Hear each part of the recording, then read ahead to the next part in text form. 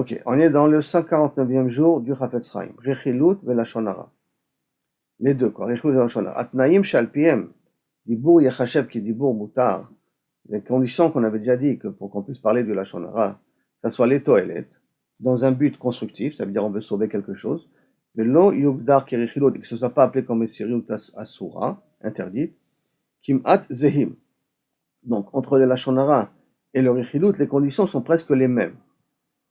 Les Elu Hamatirim Sipur Devarim Beofen Shelo Yechashvu Kelashon hara, ce qui me permet de raconter une histoire et qu'il ne soit pas considéré cette histoire comme du Lashon hara. Dainu Dvarim Shesh Baim Gnai Onezek, c'est-à-dire des choses qui ont bien entendu une vision négative ou qu'il y ait une conséquence qui peut y avoir de cela. Les maaseh, Itamkut Beofanim Hamitirim, si quand on approfondit pour voir quels sont les cas qui sont permis, Rechilut les toilettes, que raconter une histoire les toilettes, Megala ça nous dévoile, chez Kimat, Bekol, Echad, Mehem, Kaour, Gam, Dibour, Lashon hara. Quand on regarde le colportage d'une histoire, d'un événement, on pourra s'apercevoir que presque dans tous les cas, il y a un tzad de Lashon hara quelque part. Parce que Rechilut et Lashon hara, je pense spécifiquement sur une personne, et Rechilut, je raconte une histoire qui s'est passée. Donc il y a des points de convergence qui sont entre eux. Comme on a ramené plus haut, ben asibot ameapsherot sipur rechilut. Les situations qui nous permettent de raconter de la rechilut, les toilettes dans un but constructif bidiok aussi, nimnaot min miniat nezek ou afsakato, ou pour éviter un nezek, ou pour arrêter un nezek, un dégât, ou asagat pitsouy à la nezek, ou pouvoir obtenir un dédommagement sur le nezek qui a été fait. C'est pour ça que j'étais obligé de parler de lashon hara. Shenigram al yedei adam shalav medubar, qui a été causé sur la personne à qui on a parlé. Amirot kaelu, ce type de parole, à la medoubar, sur la personne en question, becheach maflilot oto, c'est bevadai qui le noircissent. Et donc, valken nershavot que la shonara. Parce que la notion de la shonara, c'est noircir quelqu'un. Quand je vais raconter une histoire pour sauver quelqu'un, ou pour lui demander de se protéger, ou pour qu'il puisse obtenir des pitsouim et des dédommagements, automatiquement, je vais être obligé de noircir Shimon. Si je vais obligé de noircir Shimon, donc je rentre dans le cadre de la shonara. L'efficace. Et de la tire chilut les toilettes pour pouvoir permettre de raconter une histoire dans un but constructif, chayavim leitmale gamkan kol atnaim amatirim lashon hara les toilettes.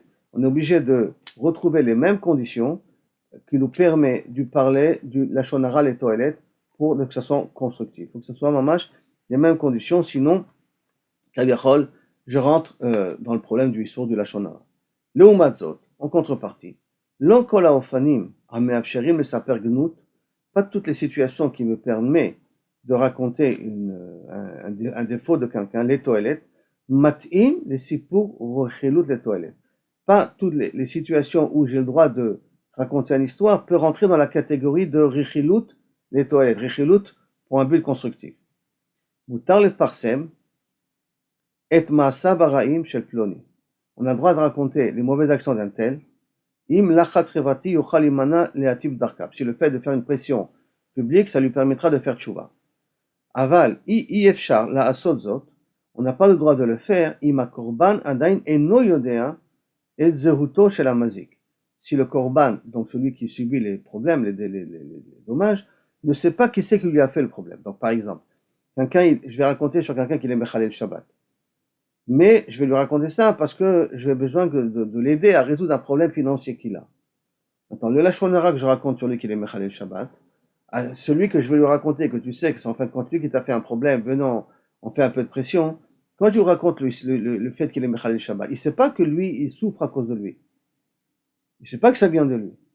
Donc, à ce moment-là, je suis en train de parler une histoire dont on ne voit pas tout de suite la toilette à la personne qui a le nezek.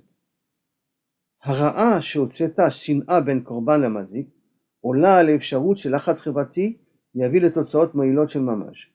Par contre, si le hara'ash, c'est tzeta sin'a, le mal qui a réveillé la haine entre le korban et le mazik, entre celui qui a subi et celui qui fait subir, donc celui qui est mazik et l'autre qui reçoit, עולה על האפשרות של לחץ חברתי peut des fois permettre que ça fait une pression sociale, les totsaot moilot mamash, des choses qui pourront amener qu'on appelle ça, un intérêt, un gain dans l'affaire. C'est-à-dire que on aura le droit de dire du Lachon Hara, on aura le droit de raconter une histoire qui va amener à de la Richilut, à une condition, que le Nizak, celui qui subit le Nezek, le Korban en l'occurrence, c'est qui est le Mazik, c'est qui est la personne qui lui cause un Nezek. Mais pour créer aussi une pression, et une pression qui vient aussi de la haine qui va se créer naturellement entre le Nizak et le Mazik.